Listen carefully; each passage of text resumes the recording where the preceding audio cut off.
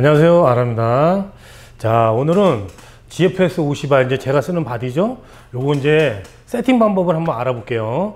제가 고수라서 뭐 특별히 이렇게 세팅하는 방법이 있지 않은데, 전에 이제 이거 GFXR 영상을 하나 올리면서 이렇게 세팅한다 그랬더니 그거 이제 댓글을 몇 분 달아주셨는데, 저는 또 이제 살짝 까맣게 잊고 있었어요. 그랬더니 이렇게 이제 댓글을 보내 오셨더라고요. 3개월이 지났는데 아직도 왜 영상을 안 올리느냐. 저는 이제 무심코 내뱉었는데 이렇게 또 기다리시는 분이 계시는 걸 또 저는 생각을 못 하고 있었네요. 죄송합니다. 그래서 오늘은 다른 영상을 좀 이제 올릴까 하다가 요건 이제 세팅 영상을 먼저 이제 올려드리려고 그래요. 세팅 영상이라 해가지고 뭐 특별히 이제 저는 하는 게 없어요. 그러니까 그분도 이제 특별한 걸 원하시는 건 아니겠죠. 기초적인 건 이제 뭐 그런 걸 원하시는 건데, 자, 그래서 오늘은 저번에 이제 그 영상에 이제 달렸던 질문들하고 제가 또 사용하면서 자주 이제 사용하는 버튼들, 요런 거를 위주로 한번 설명을 드려볼게요. 자, 그럼 이제 첫 번째로 저번에 이제 영상에서 제가 그때 이제 테스트를 할 때 후드를 끼고 했어요. 그랬더니 이제 후드 비네팅이 생기는 거 아니냐. 이제 캐논용 렌즈를 지금 컨버터를 사용해 가지고 이렇게 이제 중형 카메라에 연결을 했죠. 근데 이거는 후드를 껴서 생기는 게 아니고, 중형 카메라가 이제 CCD가 크다 보니까 풀프레임 렌즈용하고 찰상면하고 이게 다르거든요. 풀프레임 카메라에다가 크롬 렌즈를 껴도 그런 비니팅 현상이 생기듯이 요것도 이제 그렇게 생겨요. 그래서 제가 지금은 여기 앞에 보시면은 이렇게 이제 후드를 빼놨죠. 자, 후드를 빼놓은 상태인데, 자, 이렇게 보시면은, 자, 최대 감각 구간으로 가면은 화면에 이렇게 이제 비네팅이 생기죠. 자, 그리고 한 20mm 구간에서부터는 이제 비네팅이 생기질 않아요. 이렇게. 자, 그래서 요거는 제가 전에 보여드렸던 거 35mm, 50mm, 100mm, 뭐 70에 200 이렇게 여러 가지 보여드렸죠. 그래서 이제 50mm 이상부터는 거의 이제 비네팅이 이제 없는 수준인데, 70에 200mm나 이런 것들도 렌즈에 이제 그 초점을 맞추면서 튀어나오는 그런 구간에 따라서 비네팅이 생기고 안 생기고 하더라고요. 자, 그리고 이제 첫 번째로 보면은, 일단은 이 카메라를 이제 중고로 구매를 하시든지 아니면 새 거로 구매를 했는데, 뭐 기존에 이제 캐논 렌즈를 활용하시는 분들, 요런 분들이 제일 이제 황당했던 게 조리개를 조절을 못 하는 거예요, 사면은. 그러니까 다이얼은 이제 2개밖에 없는데 이게 이제 자동적으로 인식도 안 하고 그러다 보니까 셔터 스피드는 조절이 되고 감도는 조절이 되는데 도대체 이거 조리개를 어떻게 조절하지? 이렇게 이제 저도 그랬거든요. 지금 제가 이제 설명해 드리는 이런 이제 카메라 세팅은 GFX 50R도 해당이 되고, 그 다음에 50S, 그 다음에 GFX 100, 그 다음에 요번에 새로 나온 GFX 100S 거의 다 비슷해요. 제가 써보니까 요번에 이제 100S도 계속 써보고 있는데, 손떨림 방지 기능이라든지 아니면 뭐 픽처 스타일 추가, 그 다음에 뭐 픽셀 시프트 기능, 특별한 기능 몇 가지 빼고는 이 후지 카메라는 메뉴가 거의 다 동일하더라고요. 그러니까는 다른 카메라를 쓰시는 분들도 오늘 올려드린 영상을 요거 같이 보시면은 같이 다 참고가 되실 거예요. 자, 그래서 자, 이제 뒤에 메뉴 OK 버튼이 있죠. 요 버튼을 딱 누르시면은, 자, 이렇게 이제 메뉴로 들어가시죠. 옆으로 이동을 해서, 자, 여기 스패너 모양이 있죠. 요 설정 버튼을 들어가셔가지고, 자, 버튼 다이얼 설정 여기를 한번 보세요. 자, 그래서 화면을 옆으로 또 들어가면은, 자, 하나, 둘, 셋, 넷. 자, 커맨드 다이얼이라고 있죠. 자, 여기를 들어가시면은, 자, 커맨드 다이얼이 지금 이제 제일 위에 있는 전면에 있는 다이얼인데, 지금 저 같은 경우는 1번이 F로 돼 있죠. F가 이제 조리개니까 조리개 프로그램 조절, 요렇게 이제 메뉴로 돼 있죠. 자, 요렇게 해 놓으시고, 자, 2번, 3번 요런 거는 이제 없음이라고 해 놓으시면 돼요. 그 다음에 후면 다이얼은 SS, 요거는 이제 셔터 스피드가 되겠죠. 자, 그래서 이제 요렇게 해 놓으시면은 어댑터를 끼거나 그랬을 때 바로 이제 조리개를 조절할 수 있게 메뉴가 돼요. 자, 근데 여기다 이제 2번에 없음이라고 해놨거든요. 저는 ISO를 따로 조절을 해서. 그래서 뭐 여기 2번에다가 만약에 뭐 ISO 이렇게 이제 설정을 해놨을 경우에는, 자, 1번은 첫 번째 캐논 렌즈나 외부 렌즈가 껴지면은 무조건 조리개로 설정이 되고, 그 다음에 후지 렌즈를 꼈는데 이거는 캐논 렌즈가 아니구나 이랬을 때는 얘가 자동으로 ISO 버튼으로 이동이 돼 버려요. 근데 저는 ISO 버튼을 따로 설정을 해놨기 때문에 저는 여기다가 없음 이렇게 이제 표시를 해놔요. 자, 그러면 이제 이렇게 세팅만 하면은 일단 제일 기본적인 문제, 카메라를 샀을 때 변환 어댑터를 사용해 가지고 캐논 렌즈를 꼈을 때 조리개를 조절할 수 없는 문제, 요거는 이제 해결이 되겠죠. 자, 기능 FN 설정을 한번 같이 볼게요. 자, 기능 FN 설정을 누르면은 일단은 제일 첫 번째 이 화면에 보이시듯이 녹색 버튼이 보이죠. 카메라 상단에 있는 녹색 버튼, 이 버튼은 이제 드라이브 버튼인데 보통 요거는 이제 따로 설정을 안 하고 그냥 두시는 게 좋아요.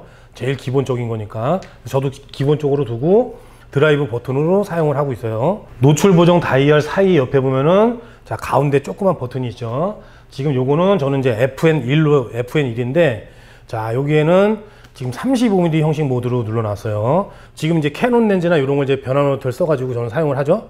그래서 이제 그런 렌즈를 꼈을 때 조금 전에처럼 광각 구간에서 비네팅이 생긴다든가 이런 문제를 생겼을 때 35mm 형식 모드를 켜주면은 35mm 사이즈로 트리밍이 돼 버려요. 그래서 비네팅이 없이 잘라져 버려요. 그래서 이것도 제가 사용을 해 보니까 트리밍 되는 구간하고 그 다음에 이제 렌즈를 한번 다른 렌즈를 껴서 화각을 다 비교를 해 봤어요. 그랬더니 거의 이제 일치를 하더라고요. 그래서 이 35mm 형식 모드를 켜버리면은 만약에 이제 캐논 163호를 썼다 그러면은 풀프레임에서 163호를 끼는 화각이 거의 그대로 흡사하게 나오더라고요. 그러니까 오히려 오차도 없고 괜찮은 것 같아요. 근데 이게 이제 화소를 조금 따져보니까 한 25%에서 한 30% 정도 크롭이 되더라, 잘려 나가더라고요. 그러니까 이 카메라는 지금 5천만 화소죠. 그러다 보니까는 한 3천 몇백만 화소로 2천만 화소가 딸려서 나가버려요. 그래서 자, 이렇게 이제 35mm 형식 모드를 보면은 자, 지금 요게 이제 일반적으로 봤을 때 GFX 50R 비율 그대로죠. 자, 그리고 이렇게 이제 35mm 버튼, 좀 전에 FN1 버튼을 이렇게 딱 눌러 놓으면은 35mm 오토 모드가 되죠. 오토 모드로 되어 있을 때는 이제 카메라가 자동으로 인식을 하는 거예요.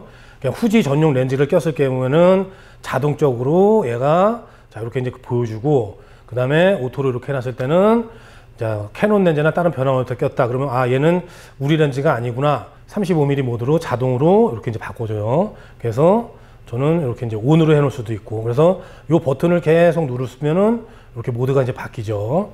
그래서 뭐 오토로 해놓으셔도 상관이 없고 따로 꺼놓으셔도 상관이 없고, 저는 이 버튼을 이렇게 사용하고 있어요. 두 번째 FN2 버튼은 카메라 정면에 누를 수 있는 버튼이죠. 이 버튼 같은 경우는 저는 이제 포커스 체크를 기능을 해놨어요. 그래서 이 버튼을 누르면은 확대가 되죠. 지금 이렇게. 그래서 수동으로 이제 돌리면은 확대가 되기도 하는데, 이제 초점을 맞추고 오토로 했을 때도 미세하게 수동으로 해놓고 이제 맞추는 경우가 많거든요. 그래가지고 저는 이걸 이제 확대를 해놔요. 이 버튼을. 그래서 바로바로 이렇게 이제 초점을 확대해가지고 볼 수가 있게. 자, 확대를 이렇게 이제 좀 작게 할 수도 있고. 자, 요거를 자, 뒤에 이제 다이얼을 돌려가지고 크게 돌려놓으면은 확대 범위가 커지죠. 후면 다이얼 옆에 이렇게 조그만 버튼이 있죠. 자, 그래서 이제 요 버튼 같은 경우는 저는 옆으로 한번 가볼게요. 자, 이렇게 수동 모드에 노출 화이트 밸런스 미리 보기, 이렇게 이제 요 메뉴로 설정을 해놨어요. 자, 요 기능은 자, 여기 이제 한 번씩 눌러볼게요. 화이트 밸런스 미리 보기. 자, 수동 모드에서 미리 보기끔. 자, 켬. 자, 지금은 변화가 없죠. 근데 이제 요거를 노출을 이렇게 내려주면은 자, 여기 보시면은 미리 보기라고 되어 있죠. 그 다음에 미리 보기끔. 그 다음에 미리 보기 켬.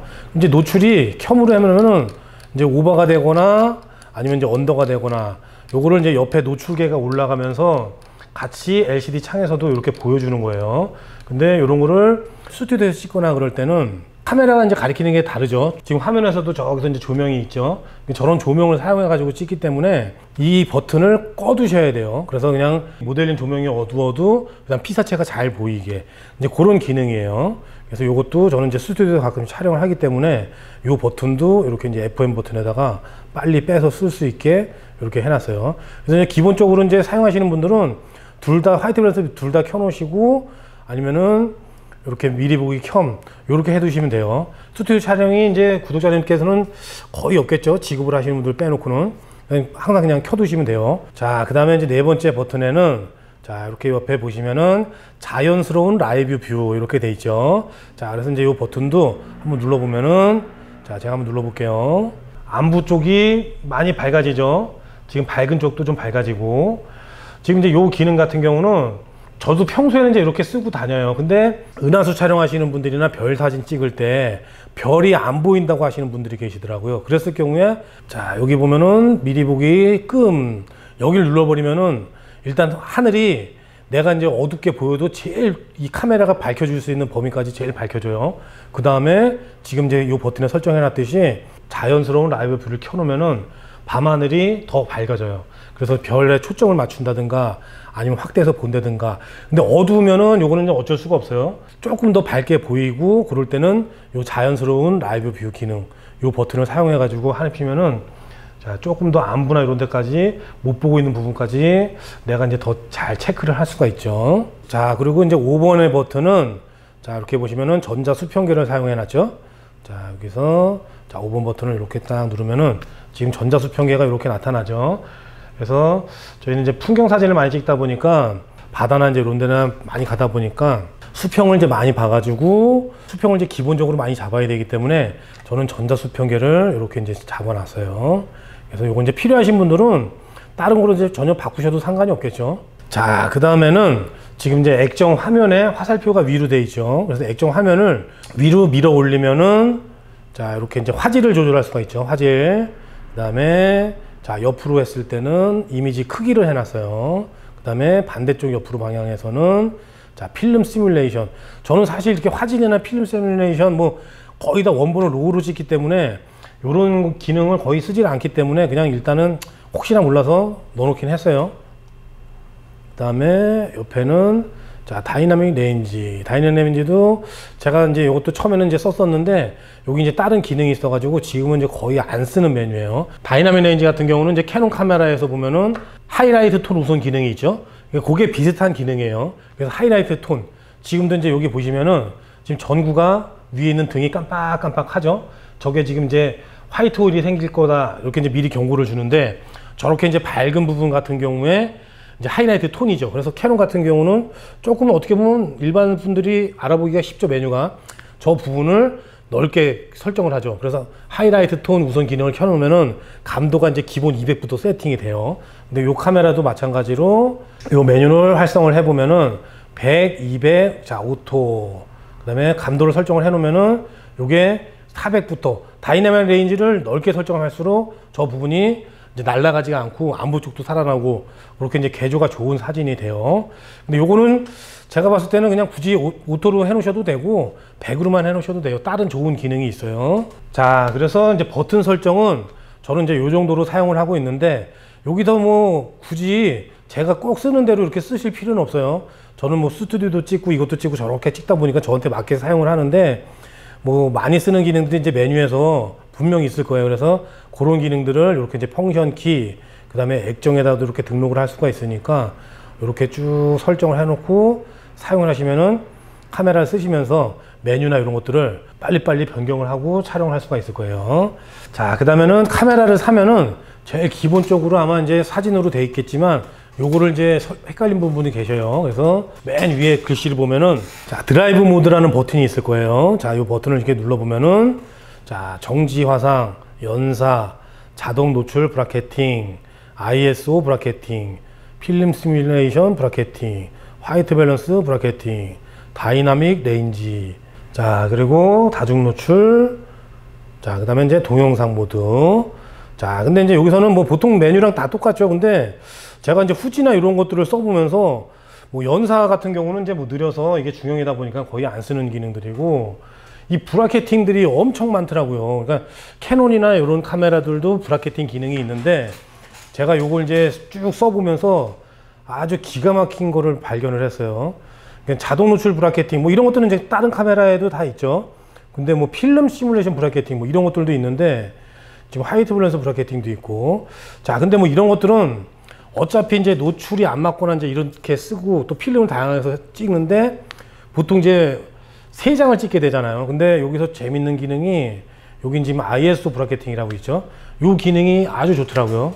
그래서 이제 브라켓팅이라고 하면은 예전에 필름에서도 그렇고 노출이 뭐 차이가 되게 극심하거나 이제 이런 경우에서 이제 결과물을 더 좋게 하려고 이제 많이 만들죠. 근데 ISO 브라켓팅이라는 기능이 정말 좋은 게 한번 가지고 계신 분들은 촬영을 해보세요. 다른 카메라들은 다른 브라켓팅 메뉴들은 다 3장을 찍어요. 그러니까 내가 뭐 필름 시뮬레이션 브라켓팅을 하던 뭐 그냥 노출 브라켓팅을 하던 뭐 3장을 찍어요. 그러니까 정노출을 내가 맞췄다 그러면은 정노출을 1장 찍고 그 다음에 언더로 1장, 오버로 1장 이렇게 3장을 찍죠. 근데 이 ISO 브라켓팅은 1장만 찍고 감도를 50으로 저장하고 200으로 저장을 해요. 이거를 어디다 응용을 하면 좋을까? 저도 이제 써보니까 저희 채널에서는 이제 장노출 하시는 분들이 많죠. 그리고 이 정도 그 카메라 쓰시는 분들은 거의 이제 장노출을 많이 쓰실 텐데 요게 이제 20분 정도 만약에 뭐 30분 보통 요즘에는 스택 모드로 해가지고 촬영도 많이 하잖아요. 2분씩 잘라서 찍고 하는데 사실 뭐 이 GFX 50R 뭐 이 정도 급만 되면은 제가 여러 번 말씀드렸잖아요. 핫픽셀이 전혀 없다고. 이 중형 CCD가 1시간 이상 노출을 줘도 핫픽셀 없이 되기 때문에 이 카메라로 찍을 때는 30분 1시간 찍는데 그런 경우에 아침에 이제 해가 떠버리든가 아니면 해가 지는 순간 그러면 한 장을 찍게 되면은 좀 이제 노출이 구름 사이로 날아가는 경우가 있죠. 그랬을 때 일반 카메라로 만약에 브라켓팅을 촬영을 한다 그러면은 뭐 촬영을 할 수도 없죠. 4시부터 뭐 5시부터 6시까지 촬영을 해야 되는데 뭐 3시부터 4시까지 브라켓팅이 되는 것도 아니고 브라켓팅 같은 경우는 뭐 1초, 2초 순간이잖아요. 그래서 내가 뭐 125분의 1초로 찰칵찰칵 3장 찍는다.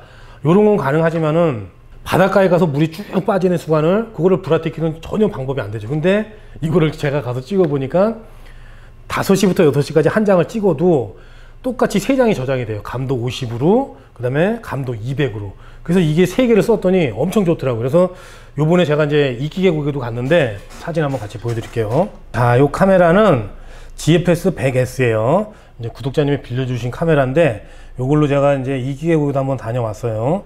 자, 그래서 자, 렌즈는 이제 3264 렌즈고 자, 여기 이제 한번 데이터를 메타데이터를 같이 보세요. 자, 시간을 한번 봅시다. 오전 11시 2분 49초로 돼 있죠, 시간이. 그 다음에 감도가 100으로 돼 있죠. 자, 그 다음에 다음 사진을 보면은 자, 똑같이 11시 2분 49초. 자, 감도가 200으로 돼 있죠. 자, 그리고 자, 다음 사진 11시 2분 49초. 자, 3장의 메타데이터가 똑같죠. 자, 그 다음에 감도 50. 자, 이렇게 해서 적정 노출로 내가 한 장만 찍으면은 자, 감도 200으로도 한 장 저장을 해주고 감도를 50으로도 저장을 해줘요. 자, 그럼 이제 이기계곡에서는 이제 뭐가 문제냐면은 자, 지금 이 사진은 제가 평균적으로 노출을 만든다고 해가지고 적절히 이제 촬영을 한 건데도 제가 이제 시간을 보면은 이게 이제 아침 시간, 이른 시간이 아니죠. 거의 점심때가 다 돼서 도착을 해서 찍다 보니까 햇빛이 막 들어오는 시간대란 말이에요. 노출차가 엄청 심하게 되죠. 지금 여기도 햇빛이 많이 받아 있죠. 자, 이랬을 경우에는 이 부분을 감도 50으로 해서 살리는 거죠. 이렇게 빛이 들어온 부분도. 그러면 이제 이 사진에서는 안부가 또 이런 쪽 안부가 문제가 되겠죠. 요런데. 자, 요럴 때는 색깔이 다 살아있는 감도를 200으로 저장이 된 요런 사진을 쓰게 되는 거죠. 전라도 쪽도 좀 돌아다니다 왔는데 자, 여기서 촬영한 사진도 마찬가지예요. 자, 100. 자, 이 부분에 보시면은 감도가 100으로 돼 있죠. 시간도 1시 36분 21초. 그 다음에 자, 200으로 저장을 해버리고 그 다음에 자, 50으로 저장을 하고 자, 지금 사진에서 본 것처럼 뭐 이기계곡이나 이런 데서도 사실 브라켓팅을 할 수가 있어요. 그죠? 물이 계속 흐르는 거기 때문에 그런데도 이제 전혀 뭐 일단은 일반 사진, 일반 카메라로도 브라켓팅을 해도 이제 크게 이제 문제가 안 되는 사진인데 제가 이제 예를 들었듯이 30분 1시간 노출 줬을 때 이거는 전혀 브라켓팅이 안 되거든요. 그 시간이 1시간이면 벌써 빛이 엄청 많이 넘어가는 시간대이기 때문에 그래서 제가 이거를 이제 바닷가에 가서 장노출을 30분씩 20분씩 찍고 제가 이제 스튜디오에서도 촬영을 많이 해봤어요. 스튜디오에서도 20분 30분씩 이 ISO 브라켓팅을 사용을 해가지고 촬영을 해봤는데 뭐 노이즈도 거의 없고 뭐 그러다 보니까는 야, 제가 봤을 때는 이게 처음에 저한테 이 카메라를 알려주신 그 순천의 박광호 작가님이 이게 왜 중형 카메라가 최고냐고 이제 막 그렇게 말씀을 하셨는데 제가 써보면서 느껴요. 한 1년 정도 쓰다 보니까 그냥 일반 카메라처럼 저도 이제 화질만 좋고 뭐 1시간을 노출을 줘도 핫픽셀이 없고 뭐 그냥 그런 개조나 이런 것에서도 만족을 했는데 하나하나 기능을 써보다 보니까 야, 이런 ISO 브라켓팅 이거는 제가 봤을 때는 다른 뭐 소니에서도 그렇고 일반 35mm 카메라에서는 찾아보지 못했거든요. 뭐 핫셀이나 이런 데서는 뭐 저도 그런 걸 써보진 않아서 모르겠지만 그런 카메라에도 기능이 있는지 모르겠어요. 근데 이 후지에서는 모든 카메라가 이 중형 카메라에는 후지에서 나오는 또 이제 미러리스 카메라들이 작은 거 그쪽에는 메뉴가 있는지 모르겠어요. 저도 작은 걸 안 써봐갖고. 근데 지금 제가 써본 이 50R, 50S, 그 다음에 100, 100S 이 4개의 중형 카메라 모델에는 이 ISO 브라켓팅 기능이 다 들어가 있어요. 그래서 바닷가 장노출에서 길게 찍으신 분들은 이 ISO 브라켓팅 기능을 꼭 써보세요. 그래서 여기 보시면은 자, 플러스 1으로 해놨죠. 3분의 1씩 브라켓팅을 할 거냐 3분의 2 스탑을 브라켓팅 할 거냐 아니면 한 스탑을 브라켓팅 할 거냐 이제 요 메뉴인데 한 스탑씩 그냥 브라켓팅 하시면 돼요. 그러면은 50하고 200 그 다음에 두 장이 이렇게 저장이 되니까 충분히 쓰실 거예요. 그 다음에 요거 이제 ISO 브라켓팅을 켜놨을 때는 감도가 이제 50으로 내려가질 않아요. 그래서 보통 뭐 2분, 4분 이렇게 찍거나 아니면 조리가 끝까지 되면 50으로 내리긴 하는데, 왜 갑자기 감도가 안 내려가지? 그랬을 때는, 아, 내가 ISO 브라켓팅을 켜놨구나. 드라이브 버튼을 누르셔가지고, 여기서, 자, 위로 올라가서 정지 화상, 이렇게 해주시면 되겠죠. 자, 정지 화상으로 때는 이제 한 컷씩 한 컷씩. 그 다음에 메뉴에 드라이브 버튼을 눌러서 메뉴로 들어가서 ISO 브라켓팅 메뉴를 써가지고 3장씩 찍을 때는 그걸 설정을 해주시고, 근데 뭐 풍경만 많이 찍는다 그러시면은 아마 계속 설정해 놓고 촬영하셔도 좋을 거예요. 제가 요 바다뿐만이 아니라 요즘에 뭐 그 무술목에 가서 일출 사진도 찍고 꽤 많이 돌아다니면서 찍었는데 아주 좋은 기능이에요. 해 뜰 때도 보면은 보통 이제 하늘이 노출차가 심하고 그 다음에 바다, 그 다음에 앞에 있는 이런 바위나 뭘 걸치면은 바위는 새카맣고 4개 이렇게 나오잖아요. 그러니까 요 사진 찍은 거는 나중에 보정하면서도 같이 한번 말씀을 드려볼게요. 요 카메라를 가지고 계신 분들은 ISO 브라켓팅을 오늘 테스트를 한번 꼭 해보세요.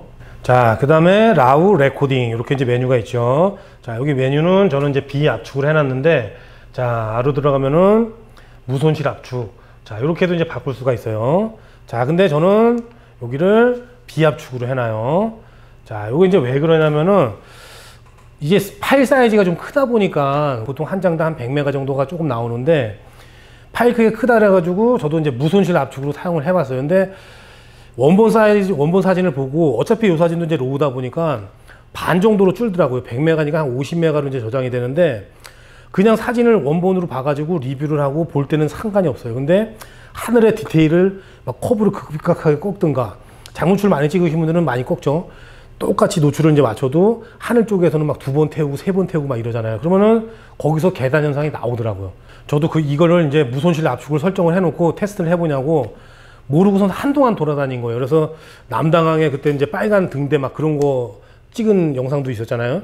그때도 저도 모르고 요거를 이제 무손실 압축을 해놓은 거예요. 근데 칼라로 해갖고 색을 보정하는데 계속 평소에 하던 느낌이 아닌 거예요. 그래서 이거 왜 이러지? 그래서 하늘 개조가 자꾸 무너지더라고요. 그전에는 그냥 올리고 내리고 내 마음대로 다 했는데, 그래서 이제 나중에 보니까 이 카메라 메뉴에 이제 무손실 압축이 돼 있더라고요. 그래서 저한테 이제 질문 주신 분들도 계셨는데, 처음엔 저도 그랬어요.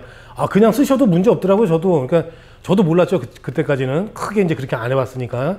근데 제가 하늘하고 이런 걸 디테일하게 다 보정을 하다 보니까 무압축으로 이제 파일 용량이 크시더라도 요거는 그냥 무압축으로 쓰시는 게 좋아요. 나중에, 지금은 아니어도 나중에 뭐 전시를 한다든가 그랬을 때는 조금 더 화질로는 좋게 하늘이고 디테일 다 살리고 그렇게 하실 거면은 그냥 하드디스크를 차라리 여유있게 계속 구입을 하셔가지고 압축을 하지 않고 저장하시는 게 훨씬 더 좋으실 거예요. 다른 카메라들도 마찬가지예요. 제가 소니도 써보니까 소니도 지금 무압축으로 돼 있더라고요. 그리고 캐논은 옛날에 방식이 로우 파일이 크기가 사이즈가 작아지는 방식이었었는데, 뭐 M로우, S로우. 근데 요번에 R5도 보니까 R5도 압축 방식이 사진 사이즈를 주는 게 아니고 이렇게 무손실 압축 이런 식으로 파일 용량을 줄여버리는 방식이 바뀌었더라고요. 그러니까 예전에는 제가 캐논에, 지금도 뭐 오디마크4 같은 경우는 이제 그런 방식이죠.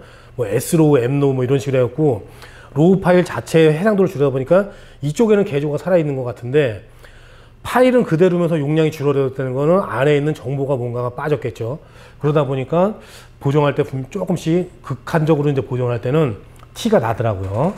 그래서 이 파일은 무압축으로 꼭 해두시는 게 좋아요. 그 다음에 이제 후지 카메라 자랑이 이렇게 뭐 필름 시뮬레이션인데, 저렇게 뭐 여러 가지가 있죠. 근데 저는 요게 어차피 컴퓨터에서 다 바꿀 수 있기 때문에, 로우로 찍으면은 다 나중에 내 마음대로 바꿀 수 있기 때문에 요거는 이제 거의 설정을 안 해요.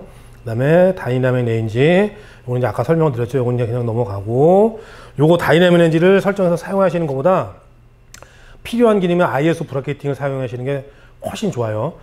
자, 그 다음에 MF 어시스트. 수동으로도 이제 촬영할 일이 좀 있죠. 그래서 수동으로 촬영을 하다 보면은, 자, 이렇게 이제 돌려보면은, 자, MF로 놓고, 자, 여기 이제 빨간색으로 초점이 맞는 부분이 빨간색으로 이렇게 반짝반짝 거리죠. 그래서 이렇게 설정을 해 놓으시면은, 자, 수동 모드로 해가지고 촬영할 때도 편해요. 그래서 저는 요거를 피크에서 빨간색, 그 다음에 뭐 대상이 빨간색이다 그러면 파란색으로 바꿀 수도 있고, 또 뭐 어두운 물체 검정색에 있다 그러면 흰색으로 해가지고 잘 보이게 이렇게 바꿀 수도 있죠. 근데 대체적으로 제가 가지고 다니면서 봤을 때는 빨간색 고루 해놨을 때가 이게 이제 눈에 제일 많이 잘 띄더라고요. 그래서 자, 이렇게 이제 빨간색으로 해놓으면은 잘 보이죠. 자, 그 다음에 또 이런 것들은 뭐 셀프 타임 이런 것들은 다 필요가 없고, 자, 그리고 이제 인터벌 타이머가 여기 카메라에도 들어가 있어요. 그래서 시간, 분, 초, 그 다음에 몇 장을 찍을 건가, 그 다음에 시작 대기 시간, 뭐 이렇게까지 다 설정을 할 수가 있어요. 그래서 뭐 도착을 해가지고 우리가 이제 뭐 바다 장노출을 찍는다 그러면은 간격은 보통 이제 1초 제일 짧은 시간으로 두죠. 이제 그 다음에 횟수는 뭐 30장을 찍는다.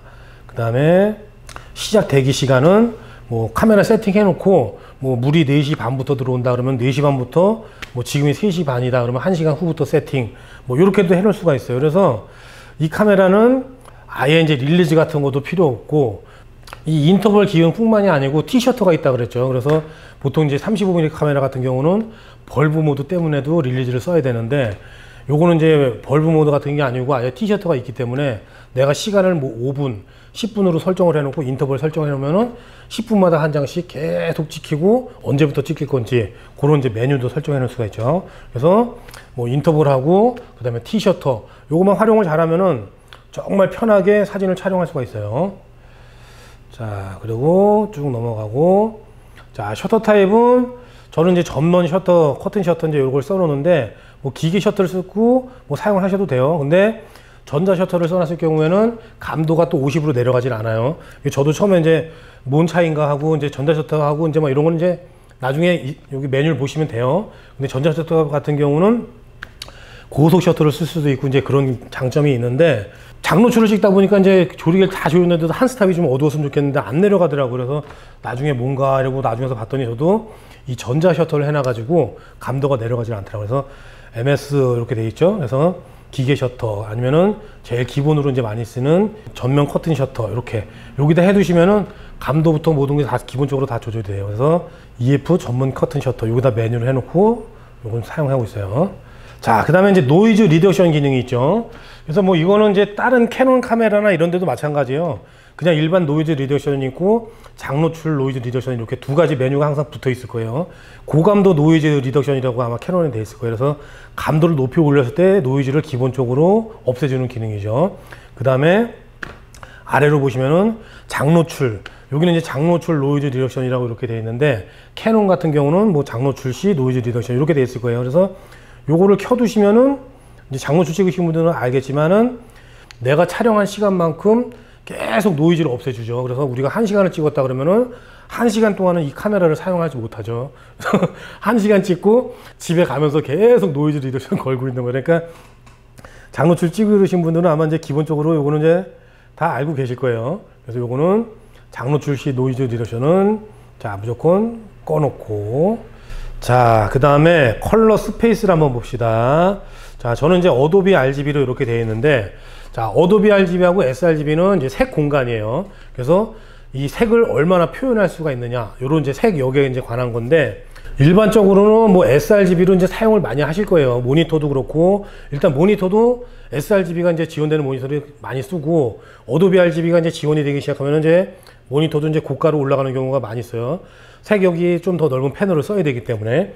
그래서 저도 이제 어도비 RGB가 지원이 되는 모니터가 있고, 그 다음에 이제 sRGB가 지원되는 모니터가 있어요. 근데 요거는 굳이 뭐 어떻게 쓰셔도 상관없는데, 기본적으로 추천을 해드리면은 어도비 RGB를 카메라에서는 세팅을 해놓고 사용을 하시는 게 좋아요.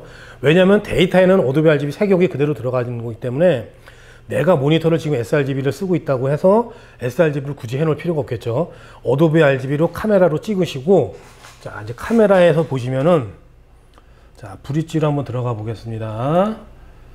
자, 여기 브릿지로 저는 이제 이렇게 쓰고 있어요. 저도 이제 어도비 RGB를 촬영을 해가지고 작품 사진을 이제 뭐 인화를 할 거다 그런 경우에는 진짜 이제 어도비 RGB로 색 공간을 바꿔서 이제 작업을 하는데, 저도 사실은 이렇게 이제 특별히 이제 전시를 하거나 이런 게 아닌 경우에는 행사선에 웨딩선에 막 이런 것들이 더 많기 때문에 sRGB로 작업하는 게 훨씬 더 많아요. 자, 그래서 여기 보시면은, 자, 여기 이제 ACR인데, 자, 여기 아래 가운데 여기 별표 있는 부분 아래 글자가 쭉 써 있죠.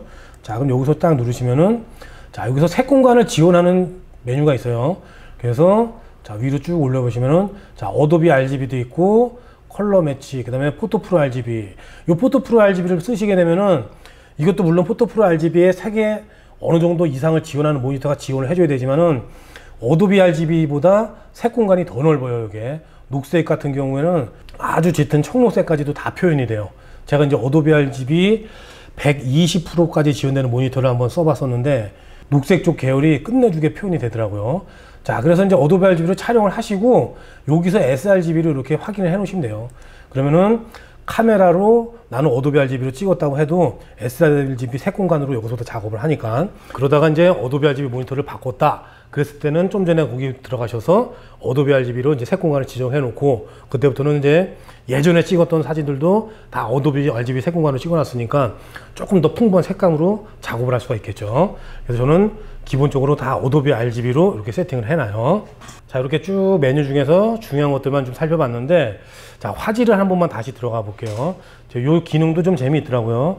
다른 카메라 애들도 뭐 있는 기능이지만은, 자, 근데 요거는 이제 JPG가 활성화가 돼야지 메뉴가 나타나요. 그래서 로우에서 자, 슈퍼파인 로우. 자, 요거를 이제 설정을 해 놓고 쭉 내려서, 자, 저는 마이 메뉴에 등록을 해놔서 여기에 메뉴가 있는 거예요. 자, 이미지 크기, 이렇게 이제 이미지 크기를 누르시면은, 자, 사진 이제 비율을 정할 수가 있는데, 기본이 4:3 비율이죠, 여기는. 그 다음에 3:2는 일반 사진 비율, 16:9는 옛날에 이제 영화 비율, 뭐 1:1은 핫셀 비율, 그 다음에 거의 이제 요건 이제 6:17 비율, 옛날에 이제 6:17 파노라마 많이 있죠. 뭐 호스만 6:1이라든가, 리노프 6:1이라든가, 또 후지에서도 이제 6:17 카메라가 있었죠. 그런 비율로. 자, 그래서 요걸 설정해 놓고, 제가 이제 이걸 흑백 모드로 바꿔놓고 찍으러 다니다 보니까 참 재밌더라고요. 자, 이렇게 해서 자, 필름 시뮬레이션에서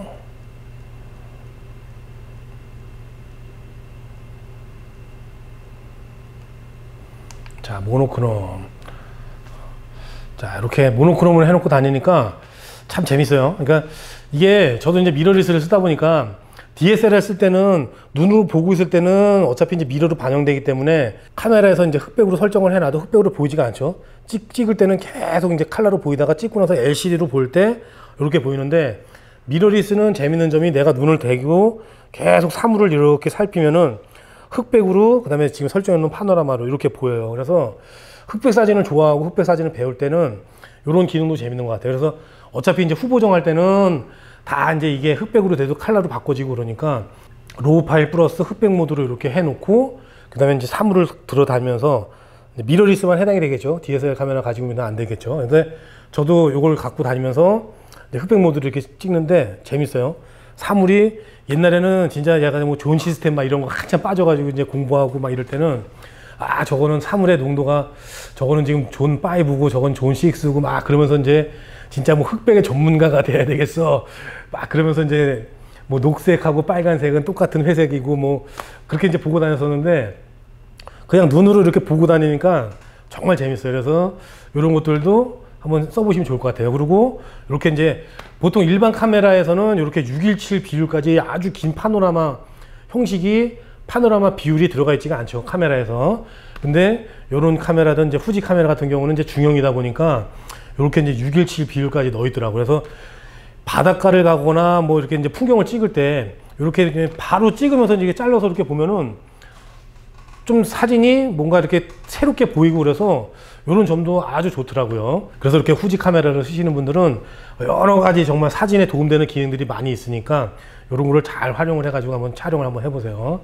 자, 그래서 뭐 이렇게 대단하게 특별한 세팅은 아니지만 제가 이제 뭐 버튼에다가 설정해 놓은 것도 하고, 그 다음에 이제 주로 쓰는 이제 ISO 브라켓팅, 그 다음에 뭐 이제 흑백으로 가끔씩 이렇게 돌리는 이런 것들, 이렇게 해서 이제 한번 알려드려 봤는데 아마 쓰시고 계시는 분들도 많이 있을 거예요. 근데 아마 제가 생각할 때 ISO 브라켓팅은 거의 다 모르시고 안 쓰시는 분들이 많을 거예요. 이것도 다른 브라켓팅이냐 하고. 근데 제일 좋은, 이 카메라에서 제가 봤을 때 제일 마음에 드는 기능을 뽑으라 그러면은 ISO 브라켓팅이 아닐까. 우리 같이 장노출 찍으신 분들한테, 인물 사진 찍을 때야 뭐 전혀 상관없겠지만은, 그래서 장노출 찍으신 분들한테는 이게 정말 보물 같은 카메라예요. 노출차 심할 때 진짜 20분, 30분 한 장 찍어가지고 날라가 버리면은 정말 답답하고 저도 그런 경우 많이 있거든요. 노출 측정을 잘못해가지고 구름하고 다리 밑에하고 노출차가 심해가지고 다리 밑하고 중간을 잡았더니 갑자기 하늘에서 해가 확 나와가지고 다 날라간 사진. 그런 데에서도 거의 뭐 다 노출을 아예 어둡게 한 스탑 더 어둡게 잡아도 다 살아나니까 정말 좋은 기능이에요. 그래서 오늘 제가 영상에서 이렇게 알려드린 기능들은 참고를 해가지고 써보시면은 아주 좋을 것 같아요. 자, 그러면 오늘도 이렇게 긴 영상 끝까지 봐주셔서 감사드리고 도움이 되셨으면은 구독, 좋아요, 알림 설정까지 해주시면은 감사하겠습니다. 자, 그럼 오늘 영상은 이걸로 마치고 다음 영상으로 또 찾아뵙겠습니다. 감사합니다.